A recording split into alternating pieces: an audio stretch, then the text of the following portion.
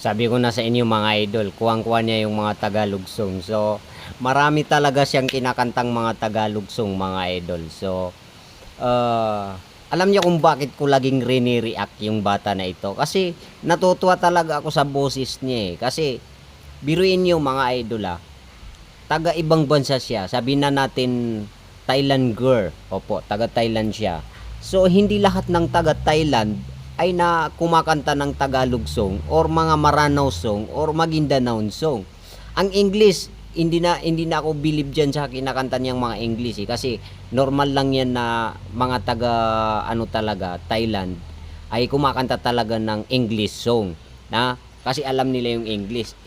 Yung Maranao or Maguindanao song, bihira lang yung kumakanta diyan. Pati yung mga kapwa nating Pilipino or mga Tagalog, Bisaya, hindi nila kinakanta ang Maranao song kasi hindi nila mabigkas yung salita ng Maranao eh.